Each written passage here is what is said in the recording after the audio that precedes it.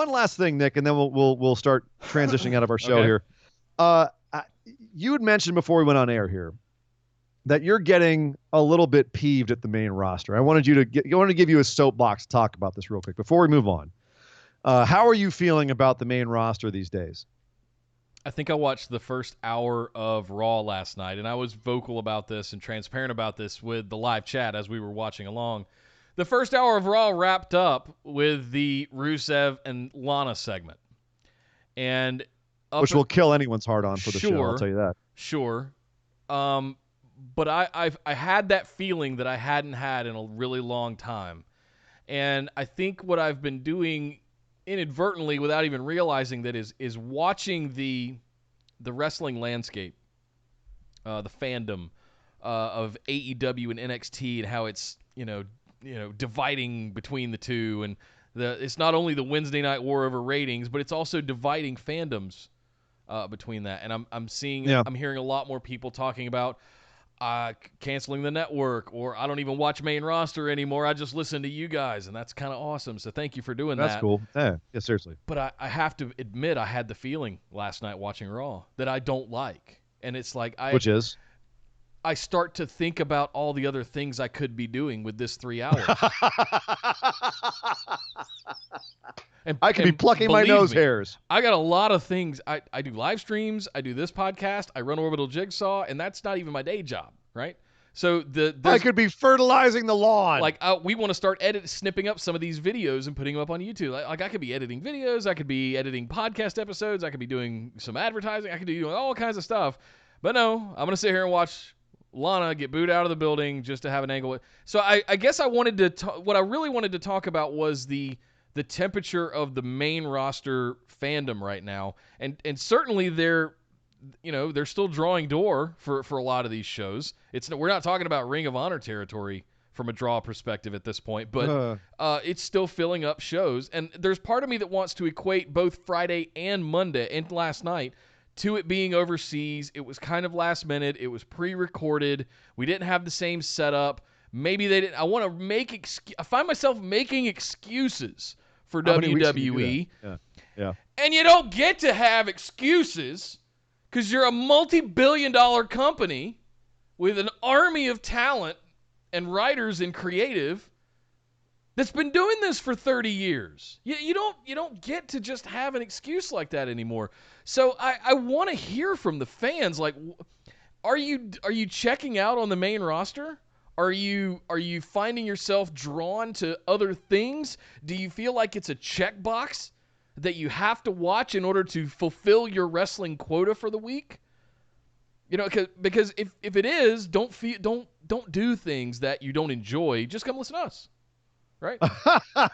Sweet little plug there. But yeah, we're always going to be here. That's kind of, it's not the point, but it's a little side point. Like, you can always, don't put yourself through it if you don't enjoy it. I want to pick your brain. I want to pick your brain about this, Nick. Like, where do you think this sudden, how should I put it, fatigue is coming from? Is it just a number of weeks of them being lackluster, or is it? No. Is it? Do you think? Because I've also been feeling that the shows have been a little lackluster recently, but it also might be because comparing and contrasting with how absolutely fantastic Wednesday nights have been. Like, do you feel like now that you're getting a significant amount of product that might be that is more entertaining, that is better written, that maybe more what you're looking for, do you feel that by comparison the main roster is looking worse, and so it's harder for you to palate that?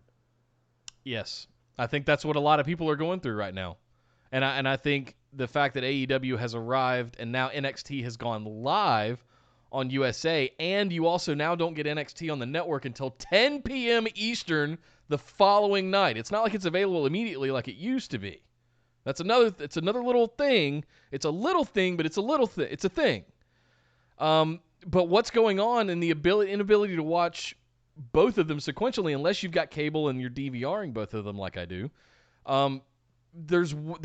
you're removing the ability of people to watch both. But those two shows are so good, there's only so many hours of wrestling you can watch in a week, unless you're us and we watch all of it.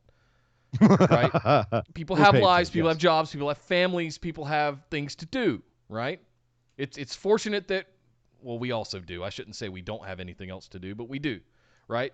At the same time, I can tell people are starting to prioritize the other shows, whether it's because AEW is the new shiny new toy, or if it's because it's better. I'm not going to sit here and say and pick a side of AEW or NXT, but I can tell you both of those shows are running absolute circles around the dog shit that has been Raw and SmackDown in the last month. The Saudi Arabia NXT Invasion episode aside, I'm getting that. I get this about once every other year, and then I get over it because in about a month we're going to be building for Royal Rumble, and everything's going to be fine, and then it's WrestleMania. Yeah. I get this way as we get to the end of the year, almost every year, like clockwork, and I just can't wait to get to Royal Rumble and kick off the road again for the next 4 months. Yet you love Survivor Series. I do. Yet this... well, hang on. That's an important point. And it goes back to why I made such a big deal out of the fact that there was no build, no stakes, no gauntlet, no nothing run through to determine who the best of the best was for Team Raw to put forward for the Survivor Series match. You completely just undid everything that's awesome about Survivor Series. Why even have it? Aww. Why even have it? Well, this year it's all about head-to-head competition for brand supremacy, Nick. Is it though? Because you didn't tell me that Randy Orton and Ricochet and Humberto Carrillo were so good that they were just automatic picks for the Survivor Series team. There was no... Yeah. You didn't tell me that the 6-man tag that they participated in was for qualification to get on Seth Rollins' Team Raw for Survivor Series. It was just there. It was great. It was a fun match, sure, but there were no stakes there. Nope. So that's what I'm saying. I would love to hear from the fans and the listeners and just general wrestling fans. Where are you at on the main roster stuff? Yeah. Have you stopped watching because whatever reason? I'd love to hear what those reasons are.